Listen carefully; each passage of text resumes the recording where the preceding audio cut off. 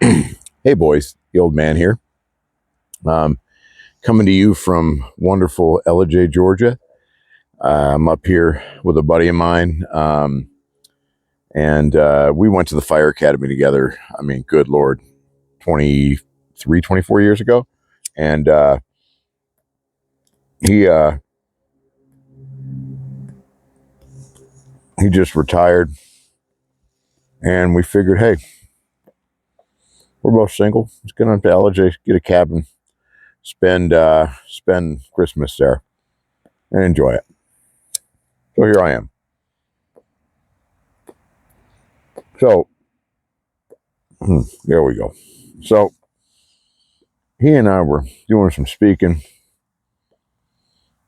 and we got into this good conversation about what I'm going to call grit, grind, and gratitude. So, we kind of started talking about, how you get everything. I mean, in this digital world, you got knowledge at your fingertips.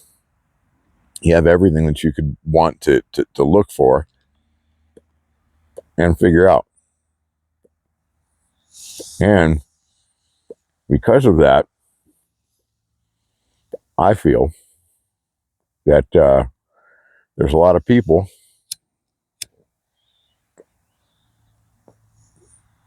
that confuse their knowledge with experience and wisdom.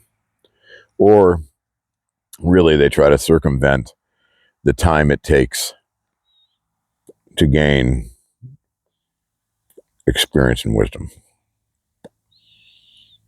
And so we got to talking, and, if you're talking about, I'm going to talk to you about what I know, right, which is firefighting. And as a firefighter, it's going to take you 7 to 10 years to just be a good, proficient firefighter. Sure, you've got your minimum standards you got to pass, and you get some education, and we do constant training, but which counts as experience and everything. But as a firefighter, you got to know your minimum standards. You've got to understand where the equipment is on your rig. Me as a lieutenant, I've got to be able to look at you as a firefighter and say, hey, I need you to do this, this, this, and this, and I need to be able to trust that you're going to get that done. So a good fireman is going to take a good 7-10 years. And I want you to understand the amount of information that firefighters have to process just to get proficient. I mean, there's never the same call twice. And that's so, in essence, you've got to be able to accumulate, just as a firefighter, a wealth of experience through calls that are similar over time. And that's not going to happen right away. You're not going to get that by, reading and watching videos all the time. Now, I would highly encourage anyone that wants to be a firefighter or is a firefighter to read and watch videos, but that's not going to be the only thing. So if you've got 7 to 10 years as a fireman, your next step, at least, at my department, which was Clearwater Fire Department, your next step would be to become a driver, or what we call a chauffeur. And that chauffeur not only has to understand everything that the fireman does, but he has to understand he's responsible for the rig and everyone in it.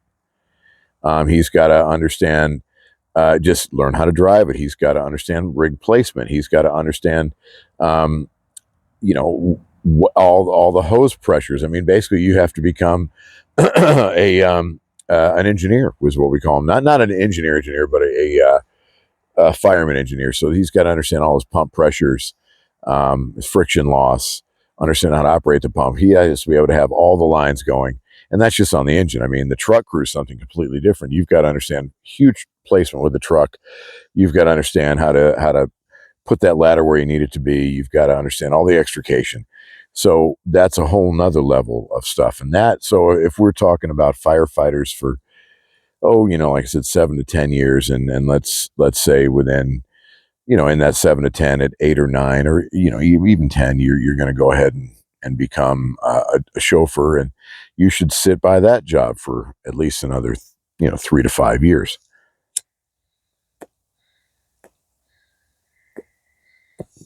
Well, from driver, engineer, the next step is lieutenant. And, you should hit lieutenant at, like I said, 13 to 15 years on. I mean, I guess I went a little early. I went at, over 11, but I was a firefighter for 7, a driver for 4. So that fits right into everything. As a lieutenant, you've got to understand tactics. Now you're responsible for the crew. You're responsible for all radio communications. And you kind of see, but the big thing about being the lieutenant is you've got to understand all the jobs preceding you.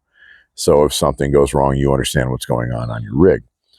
And that lieutenant, at 11 to 15 years should, now you're done, so that you should take you to 20 years. At 20 years, you can step up into what's called a district chief or a battalion chief. And that person now is not only responsible for the fire scene, he's responsible for moving pieces on the fire scene. I mean, he's got to understand and trust that his lieutenants are going to be in the places that he needs them to be on the inside, because he's going to set up the command post on the outside and be in ready communication with everybody. So just by these numbers alone, it's not going to be a job that comes quickly, and it shouldn't. And it's hard to explain the amount of information that you need to know in all of these positions just to be proficient and to make good decisions.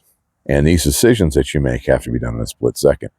But all those decisions, all that stuff comes in time. And you have to grit and grind through it. It takes time, and you have to put your time in with it. I in talking with my buddy, I thought about, really, really some of my lifting. Like I told you guys, I've been lifting now for, 46 years.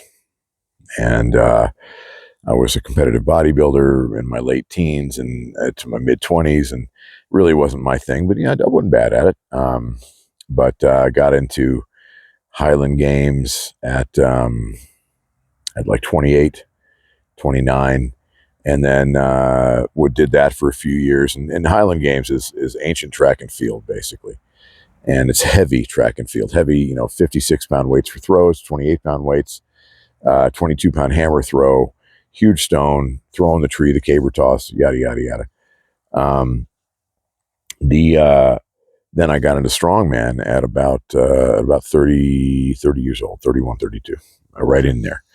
I can't quite remember when, but I had already been lifting for 20 to 22 years before I got into strongman. And that was at my peak strength. I was even thinking about how, squat, bench, deadlift. It took me a good 10 years to master those lifts. And I know it's easy to think you can squat and deadlift and do that stuff, but when you get to a certain weight, heavy weight on you or that you're holding will bring out all your bad forms. You'll go right to your weakest link. So it takes years to develop positional discipline, if you will. And that positional discipline will keep you where you need to be as you're lifting. This pipe is just, I'll talk about it in a second. Actually, it's not going because I'm talking too much. I'm not puffing on it. Anyhow, so I think about these young men that expect more than what they're worth. Now, I'm not down in those young men. They're not bad. They're in this environment, and this is what they've been taught, that they deserve more than they should. And this is not all young men. And again, they're not bad. Um, but I got an example for you. And so I don't know. This may have been 15 years ago, but I had this young man I used to see in the gym. Really nice young man. He's probably 24, 25. He's very serious about lifting. So we used to talk about it all the time. And because of the lifting talks, he started confiding in me and just asking for advice on life and jobs and things like that. So I listened. And he just couldn't keep a job down. And he came to me one day and he's like, "Man," he's like, I just can't stay with these jobs. And he's like, "Because I believe that I should get more or be in a higher position. I shouldn't have to get hired at the bottom rung and work my way up because I'm better than that." I did not admonish him. I listened. And I said, "Hey, man," broke right into the conversation. "You've been lifting a while, right?" He said, "Yeah, man, 6 years." I said, "What's your bench at, bro?" And he's like it's 295, 300. I'm pushing 300. I'm getting there. I'm going to get there soon. So I'm like, that's awesome, man. I'm really, really proud of you. And I said, "How much did you bench when you came into the gym 6 years ago?" And he just kind of looked at me, and I could see the the wheels start turning right now. The sprockets coming off, man, as everything's moving. The rust is flying off, and basically what I was trying to show him was, he walked into the gym, and this was a very intelligent and physically capable guy when he came into the gym 6 years ago. But you can't bench 300 pounds on your first day, and that's what I told him. And I don't know what the outcome of that conversation was. Um, I did see him again, but I don't think we didn't talk about it a whole lot. And then I think I switched gyms or whatever and hadn't seen him since. But if you just stop and think about it, he just expected more than what he could give. And again, I didn't blame him for it. And to admonish him wouldn't have done anything. You just got to teach him a lesson. And teach him a kind lesson, guys. Don't beat these guys up. Not going to help. But so getting through all this stuff, I began to also think of gratitude. That's where, so the grit, you have to spend the time in the trenches. The grind, you've got to grind through it.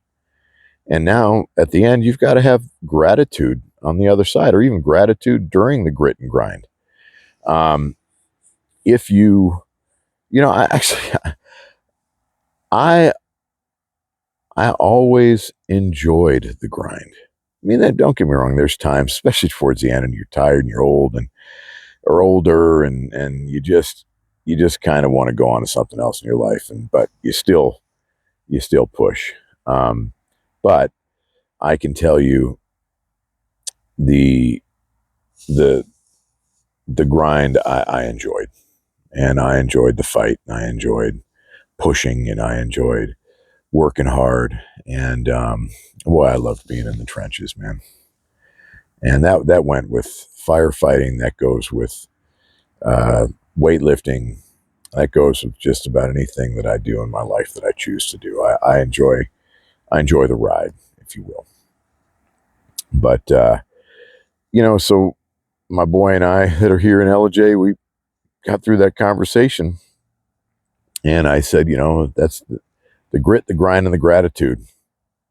Of course, that light comes on the top of my head. I said, man, that I had something else I was going to talk about, but this kind of broke through like the Kool-Aid guy through the wall. You know what I mean? Oh yeah. So there it was, and that's what it is. So boys, now I'm smoking I actually got another pipe, but I bought this little corncob uh, meerschaum corncob pipe, Missouri meerschaum. I'm sorry, corncob pipe. I just bought it a few hours ago, and it actually smokes very well. But I'm BSing with you guys, and it's going out. And I think I've told you guys before. I have a tendency sometimes to pack the pipe a little firm, and that's something I'm working on, and that's the grind that I'm working on with pipe smoking. But Missouri meerschaum corncob pipe. I've got Paladin black cherry aromatic in it, ribbon cut, and it's absolutely delightful. And out here in the mountains, man, it's beautiful. But that's it, boys, and I wanted to thank you guys. I've had a little short success here, and it's been wonderful. If you got anything out of this, visit me over at Old Man Copper, and keep me going, keep me on this ride. We'll learn together, we'll grow together. I'm trying to improve at this at least 1% every time that I come out. I mean, I got my first mic, man, so this is the first video with a mic. So hey, here we go, and I'm sure it's going to be so much better. Because the sound deafening is going to be great. But anyhow, boys, love y'all. Have a good one, and Merry Christmas, because it is Christmas Eve right now, and it's going to be a very nice night. And I'll do a little short tomorrow and say hello. Anyhow, boys, love y'all. See ya.